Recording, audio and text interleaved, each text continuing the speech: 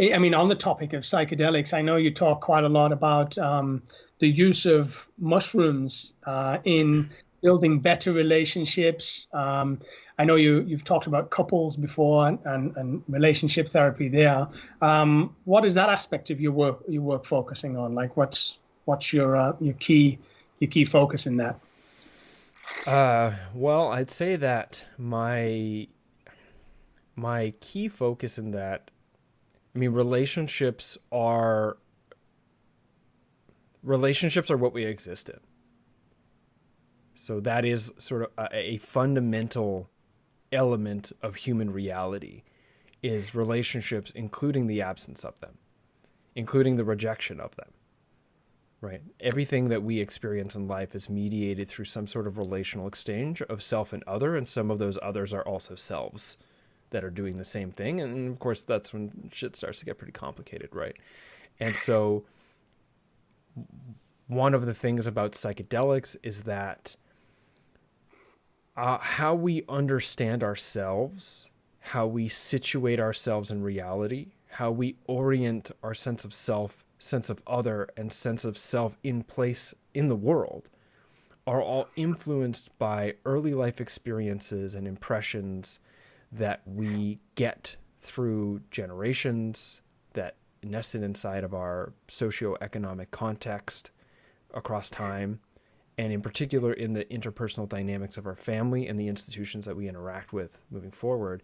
And all of those things influence our sense of self, sense of other, and our place in the world.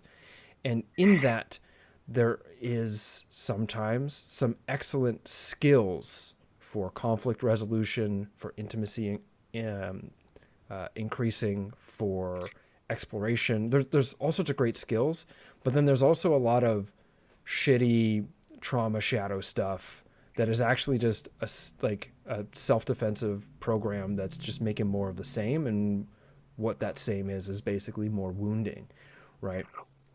And even in healthy relationships, the deeper the intimacy gets, the more likely our old wounds are going to be triggered.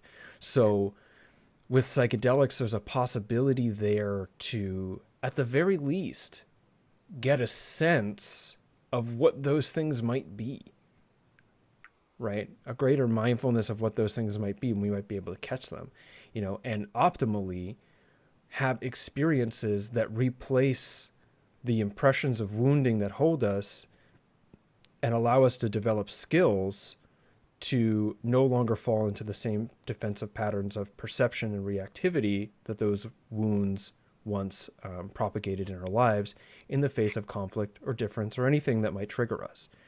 And so if we're less likely to launch into a childish or a threat response defense unmitigated reactivity in the face of difficulty, conflict, or being triggered, we're more likely to have effective conflict resolution. And you can see how that ties into what I was talking about social media.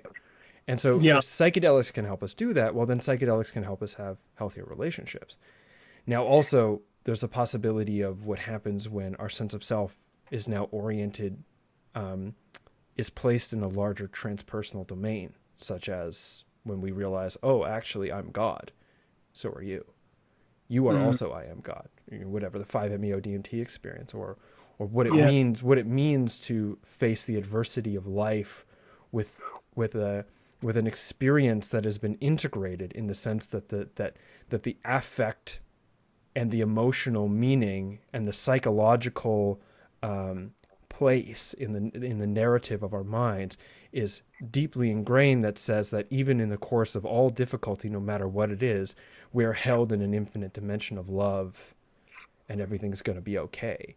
I mean, what does Yeah. that do to our ability to navigate problems? So these are things that I wonder about insofar as the value of psychedelics for relationships, and also, relationships being a fundamental element of being alive.